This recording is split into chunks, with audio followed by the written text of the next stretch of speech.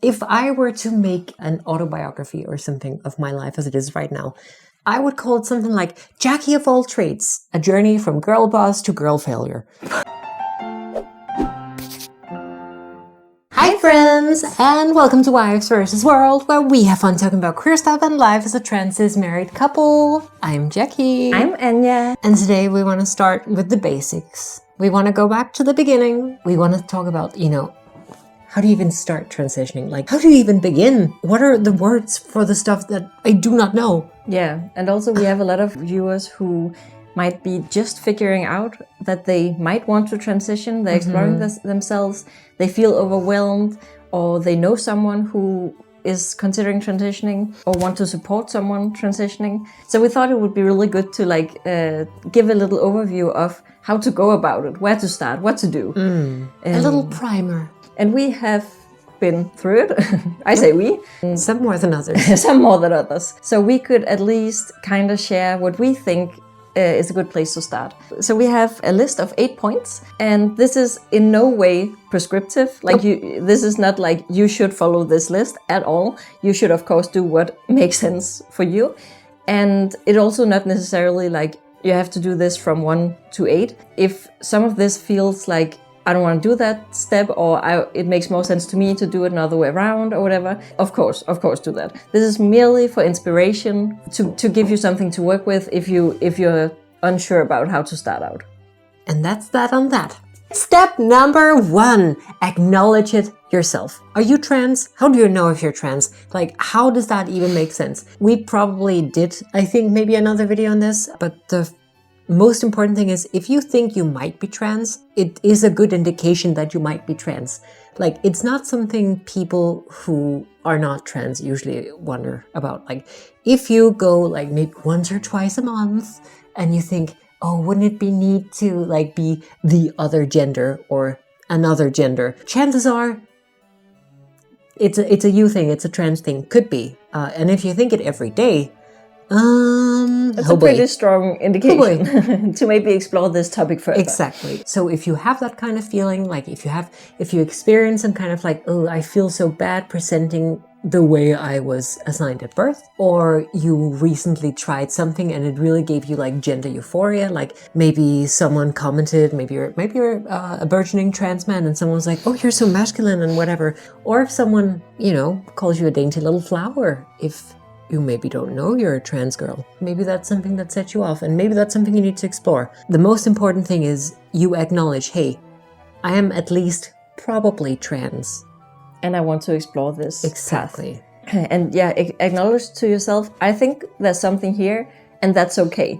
That step is also necessary to be aware that you're pursuing this actively. Don't try to keep shielding yourself from it, or not wanting to touch it. Like, you have to kind of say, okay, I think this is a thing, I'm going into it. And also, you do not have to be 100% committed, or certain for that matter. No, it's a journey, and if the thought hits you, well, maybe I'm trans, that's a good jump off point to start exploring, and that's kind of what we're touching on here. Exactly. And if you figure out along the way that you're not, that's great too. No problem. Yeah. No one's going to be mad at you. You're just going to, be wiser about yourself. Which brings me to point number 2. Be wise and find people to confide in. This is so important. We have a friend who famously says, some people are islands. That is bullshit. That is bullcrap. That is batshit crazy. No one's an island. And especially when you are looking into like, what does my gender look like? What is my relation to gender? What am I to the world and to the people around me? It's so important that you have someone that you can confide in, that you can find community with, that you can get to relax with and not think about it, or on the other hand, that who you can actually explore it with. And that can be your family, that can be friends, it can be a wife, a partner, a lover, a husband, a friend with benefits. It can be online, it can be offline, it can be a support group. It doesn't really matter. A therapist, yes. It's also completely fine to bring it up with them and talk about that it might be something that you want to explore. It's just a matter of like bringing people along, because this is going to be, it could be hard. potentially. For a lot of trans people, it is a hard journey. It is difficult both within yourself and outwardly. So it's really, really important that you have someone to rely on, to support you. And it's also like part of acknowledging it to yourself is also to acknowledge it to someone else, like to actually say those words, to get it started, to start mulling it over with other people. And you did that. Yep. Before you actually transitioned. Yeah. And before you told me, you confided in I think it was like before I knew you, I started coming out like to people in high school. That's how I got started on hormones to begin with, because I talked to someone and they kindly set me up with birth control. But it's also like you don't necessarily have to like go to your friends and say, I am trans. You can also like you like in you my did case, it so vaguely, right? I did. Joked about it. You were like, oh man, men suck. I don't want to be a man. I wish I could just be a girl instead. And at parties or in confidence to friends, I would be like, I think I kind of want to be a girl. I think I kind of want to be a girl. I don't think I'm a man. Like, I think I said that more than once. I don't think I'm a man. Without saying the T word, without saying trans, without saying I'm transgender or whatever, it gets across a point of discontent and like not belonging, which is really what you want to communicate. Of course, if you know it's fine, then maybe you're also at a point where you should be opening up to your friends or someone in your life. But maybe you're not, and that's also fine. Part of getting that ball rolling to actually start on the journey of your new life, you kind of have to involve other people at some point. And the support is so important. It's and of crucial. course, it is scary to, especially if you're not sure that you will be getting that support. But for example, if you feel like your environment around you in real life is hostile and won't accept what you're saying, there will always be community online where you can open up those thoughts and start that process. But it is very important to find someone to confide in. And that's, whether you are a minor or a grown-up, you just need people to talk to about this, because it's overwhelming. Like for me, it was so overwhelming. And it was so difficult to find out like exactly how I wanted to tackle it, how I wanted to move forward, what I needed to do now, what I could, put off. It was just so important that I had someone I could share my thoughts with, even just, sometimes to say them out loud, as you said. Like it helps you get rid of some of that shame if you're feeling that. It helps you like making it feel more real, and as soon as you're like sitting there with all these thoughts just inside yourself, you feel like a bottled up, and it can feel like explosive. But if you kind of like tip that little bit, like then you kind of get those feelings out. It becomes. Sorry, can you do that again? Thank you. It becomes less scary. It becomes less monumental. It helps you start that process. Number 3, research. It is so important that now that you have acknowledged to yourself there might be some trans, you've acknowledged and talked to your friends or family or whatever and said there might be some trans. It's important that you now go and do the research and find out if there is some trans. How do we go about transing? You know what I mean? So first and foremost, it's very important that you find out what is your goal, like what's your target, what do you want to go for? It doesn't have to be like the end all be all. You do not have to be like, this is it. It will always be this. This is what I'm going for. Nothing can change my mind. A direction is fine. Like if you already know you want hormones, you want surgery, you want facial or breast or whatever gender.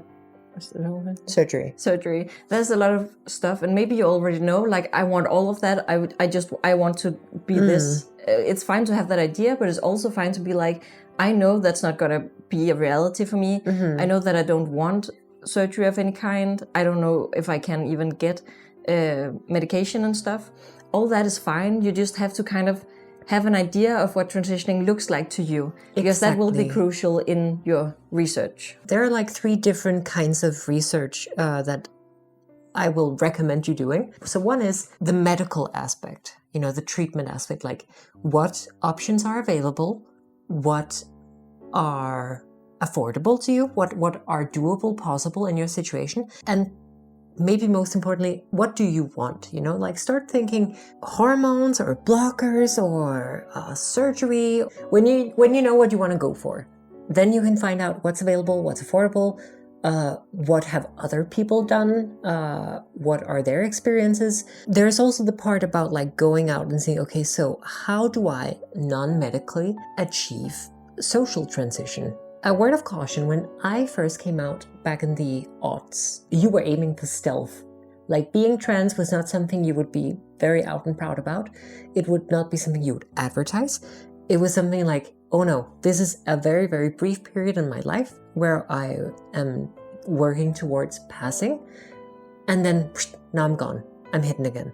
So a lot of the advice I would find back then would be kind of toxic, kind of extremely binary. Like it would almost certainly be like, okay, so you have to be straight. Won't, thank you. But there would also be a lot of like borderline eating disorder, like meal plans, and like never ever ever work out this way, only focused on this, and like really, and you know, and walk around like this, and really be a stereotype of a stereotype of a stereotype. And if that is what you want to do, that's completely fine. You know, just go ahead and live your like Stepford wife fantasy if that's what you want to do. It's just really important to not like lean into toxic advice. Like if for the sake of transitioning, if there's like advice like you need to be a dainty little flower, so you have to lose weight and not have any fat on your body, muscle mass. You need to be as small as possible, so we want to starve you. So only this many calories a day, blah blah blah. Or like in the other camp, like you want to be a real man, you gotta beef those arms get some steroids. Yeah, exactly. Go to the gym 3 times a day. Just be mindful that the advice actually resonates with you and you feel like, yes, this is what I want to do, this feels right, instead of like prescriptive. If there's someone says you have to do this to be a real something, then be cautious and be like, is that actually what you want? Does that resonate with your soul, with your goals, all that stuff? And all of that also comes like sort of from a cishet perspective. Not that it's not existing in like homonormative settings. You are not, if you are trans, you are not cis. I hope this makes sense. So do not buy into that narrative. Like, it's bad enough that society at large is prescribing arbitrary like gender norms and like, oh, you're a woman, you have to be small and demure and whatever. Like, remember, you are trans and therefore you are at least queer adjacent. Some people will say, well, I'm trans, I'm not queer. Queer is also an identity you have to claim. But remember, the world is bigger than what your straight cis friends are doing. Find what suits you and go for that. There are as many different ways to be a woman or a man or a person in between as there are people in the world. Just remember that. That said, there are a lot of good resources for like how to be more perceived as the gender you want to live as. Yeah, like it doesn't have to be surgery and medicine right off the bat. It can also be like that. And so a lot of this is kind of stereotypical things, but that is also because it works. Like, that is how we perceive men and women, those categories. There will be a lot of things that can help you fit into either of those categories. For example, by the way you talk or the way you walk or move or how you carry yourself, the clothes you choose to wear, all this stuff. You can do a lot of that without like going more into in surgery or medical stuff. There are a lot of ways to, for example, dress for your body to look more like whatever gender you're pursuing. And the same with mannerisms and everything else. So that is a really good way to research like how to do all those things if you want to start there. So that is part of your research journey. Yes. Step number D. Step 4. You have acknowledged it. So wait, again, that was too aggressive. Step number 4. You have acknowledged to yourself, you have maybe confided in some loved ones, you have started researching what kind of trans do you want to be and how can you go about it and stuff. It's a lot of work, isn't it? It's so hard. That's why we recommend this relaxing drink from our... we don't have a sponsor. But we do recommend doing something nice for yourself. Always. We wanted you to have... Oh, that's the point 4. That's the point. No, because I want to say, because it's not necessarily doing something nice for yourself, because it can also be challenging. Start doing gender affirming things. when you are trans, especially if you're have been very heavily closeted, it can be scary to like delve into performing transness or you're the gender that you want to lean into. But the step is to start to do gender affirming things. Some of this might sound stereotypical, and that's because it is when we're working with a binary, if that's how we are being trans in this case. If you are a trans woman, you can like maybe you have a girlfriend who can take you shopping in the girls department, because a lot of trans girls find that scary. But it can be a very gender affirming experience to just go and look and maybe try stuff on, maybe do nail polish or get your nails done or manicure or pedicure or whatever, maybe skincare routine, like some of those stuff that is what you have kind of yearned for that haven't been accessible to you because you have been assigned a different gender at birth. Yeah, invited in. Exactly, invited in. Yes. And if you're a trans man, maybe eat some steak or whatever it is you're meant to. I said like, go with your buddies to the shooting range. I don't know what men do. Get your cravats. Get your cravats out. I don't remember words. Exactly. I hear breeches. He makes 5,000 a year. Inviting those like more maybe gender affirming, maybe gender exploratory activities into your life also really does something about the shame you might be feeling about it. For example, makeup or clothes. Yeah, exactly. Like dressing more femininely and like being smaller and being cute. Being cute. Oh yeah. I was like, I really wanted to be cute, but that was not okay. Getting to actually do that unapologetically, like galaxy brain. It's so good for you. Go seek out that gender euphoric feeling, whatever makes you feel more in touch with the gender you're pursuing. Like, go do those things, you know? Yeah, so there are a lot of things that you can do to like lean into that. And it's a really good thing to start trying to live that way, start trying to engage in that kind of activities before you set up appointments with doctors or like medically transition and stuff. They will be kind of digging into that, is our experience at least. It's a good part for your defense that you have like, that you have all these experience to draw from and you know what you feel good about and you know what you want, you know where you want to go, all this stuff. It helps you prepare you for your journey, your further journey along the way. So when you have done all that, then it might be the time, it can also be the other way around, not important, but it might be the time to book an appointment. And that will differ from country to country, how you go about that. Please leave resources or information down below or ask questions. How do I do this in this country? Because obviously we don't know. We are in Denmark. We know something about the process in Denmark. And here it would be to probably go through a CKI. It's called in Danish. Yeah, Center for Kønsidentitet. Yes. That would be the way. Is that the only way now to go about it here? It's more or less the only way. I think you go through your doctor. Yeah, you go your to general practitioner, your family doctor, and you say, I have hurt my gender. It hurts in my gender. And they say, we can fix this. Maybe we send you to specialist. So you're sent to the nationalized center for like gender and gender identity and stuff like that. And there you have talks with psychologists, maybe psychiatrists, and you work out a plan for you. I think most places, the first step is to go to a doctor and talk about that. And it can be a really good idea wherever you have booked your appointment, and if it's possible, to bring a loved one for support, because it can be quite difficult to have these conversations. You're kind of essentially putting your life in someone else's hands and to make these decisions and to help you along the journey. Yeah, and give you go or no go. Like if you're somewhere where they have informed consent, they inform you about what the consequences will be, and you say yes please, and then you go on with it. No worries. Places with more gatekeeping, like here, you will have to go through an assessment. You will have to talk. You will have to convince them that it is the right direction for you. Someone will be able to tell you more about the system in your country. We don't know. We barely know for Denmark because we haven't. It's been a while. Just if you have someone to support you, to be able to go with you, to kind of be in your corner, to maybe be able to help answering some of the questions that are uncomfortable or difficult or whatever, that can be a really big help. Yeah. Point number 6. I've called this point New You, New Routines. You have kind of started your journey, whatever that looks like.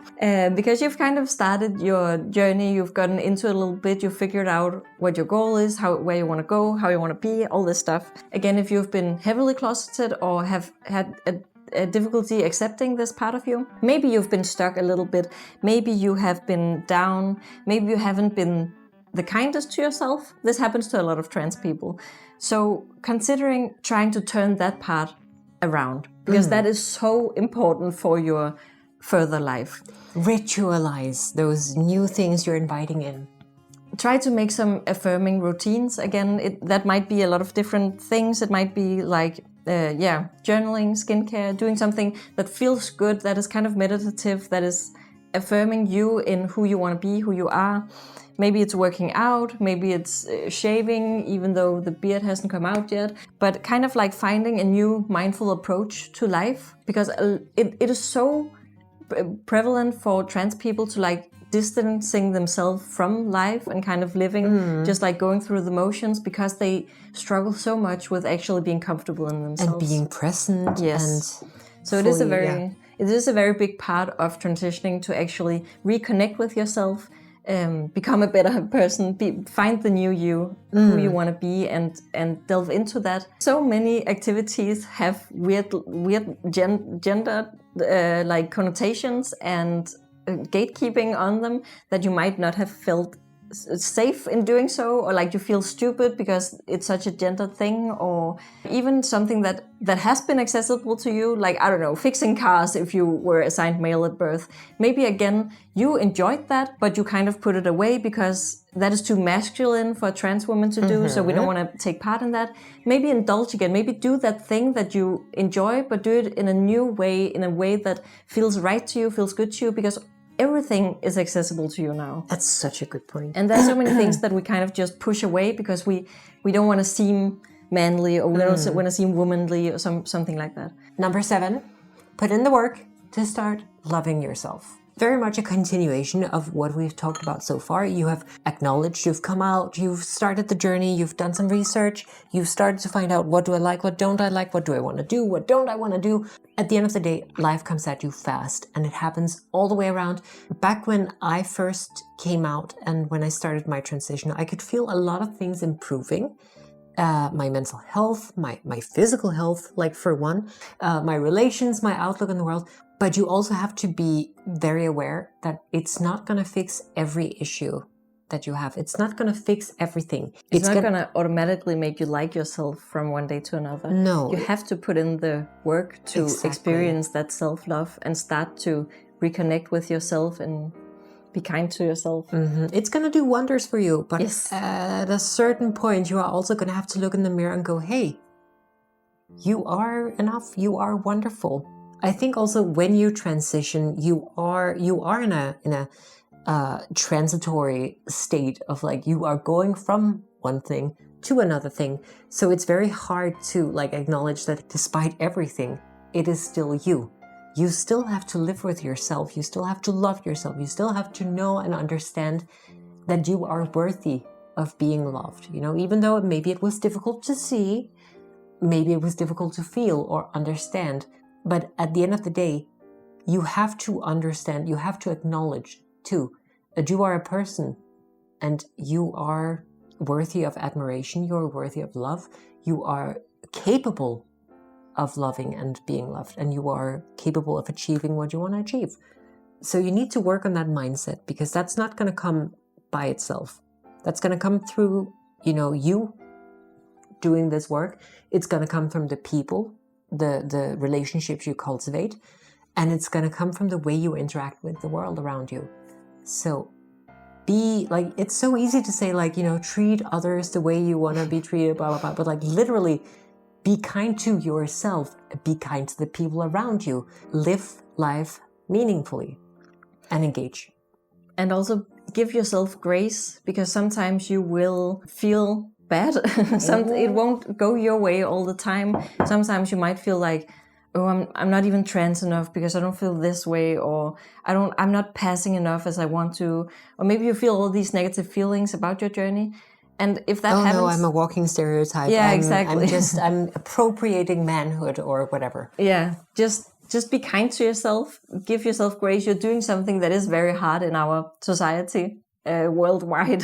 So just like give yourself that grace to flounder and to have bad days. I know I had. Number 8. As you get to know yourself, as you try new things, you start to sort out, just because, like, take me for instance, just because I am a trans woman, just because I align with a lot of feminine stuff, does not mean I wholesale want to do all the gender, stereotypical stuff that society says girls want to do. Throughout your life, you are gonna be met with a bunch of expectations. You're gonna try a bunch of different things, and you're gonna find out for yourself, you know what? That's me.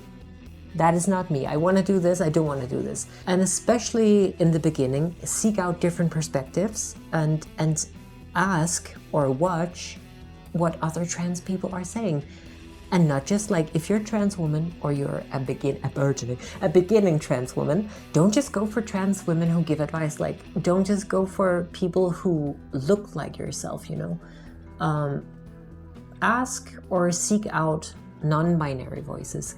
Seek out trans masc voices, Also seek out like detransitioners. A lot of people, who end up detransitioning do so because they just never find community. They never find, acceptance or safety. And it's really important to not just hear that, but also elevate it. So engage with diverse voices. Don't necessarily go to J.K. Rowling's house because of the black mold and the everything else. But seek out different opinions and find out, hey, what is gender to me? Like, am I gonna be a girly girl? Am I gonna be like more of a tomboy? Is gender really all that important? Who am I? Exactly. Keep exploring what you want your path to look like. And your life is your journey. And life is a journey. It is for all of us. So this is you into your transition, and this is you living your life. Keep living the life that you want and going that way, even if it doesn't always look like you want it to. Gender is a journey, life is a journey, and what we want now is not necessarily what we want in 5 years or even 1 year. So keep yourself open to experiencing new stuff, keep exploring, and hold on to happiness when you have it, and don't be sad to let it go when you need something else. Life is a buffet, and you have a big plate. Exactly. Fill it with good stuff. Laughter and love. Okay, that was our guide to how you start transitioning. So if you have experience with transitioning, you can leave comments with what we left out or what you think we missed or should have put in, or additional advice or whatever. Otherwise, sit your ass down and shut the fuck up. No, if you are exploring transitioning, you can ask questions or what you struggle with, what you find is overwhelming, or how you would start out, all that stuff. Yeah, listen, bestie. Focus on me. So, our commenters, our viewers are some of the nicest people you will ever find, and they will help you. So you put your comment, you put your question down in the comment section, and if we don't get back to you, they will. We believe in you, and we love you, and you're good enough, and we're proud of you. And you smell really nice. Ooh, like beef? What? We hope you enjoyed this video, and if you did, you can subscribe for more. I wonder if it's true. It's true. We try to upload a couple of times a month. The thing is, if you really want to see more of us, you can find us on OnlyFans, you can find us on Instagram, you can find us maybe on TikTok. We have a coffee if you want to do a little donation. You can find Anya on her website. Why does she have a website? Anya's an author. You can buy Anya's books. I illustrated these puppies. Aren't they nice? Don't they look good? They taste really good too. If you want to read some spicy gay stuff, go ahead and get those books. And if you want to look like a spicy little homosexual, go get us the 2 by Jackie. Haha. I do those. And I think that's it. Love yourself. Take care of your friends and family if you are so inclined. Stand up to fascism everywhere, and Rub a good one out. yes, have a good day. We love you. We hope to see you next time. Bye. You can get blocked. Sorry. Oh my god! A bird just flew into the window. Oh my god, I got so scared. It's giving Victor Nation. It kind of also that, yes. Should it be fixed? No, it should not be fixed. It should be kissed. Jeg skal nyse. Nej. Modbydeligt. Step number A. Acknowledge it for yourself. Did you say A? Yes. Say one. Step number alpha. Number C. Nej. Oh, it's the wasps in the wall. Oh, it's just the wasps in the wall. Don't even worry about it.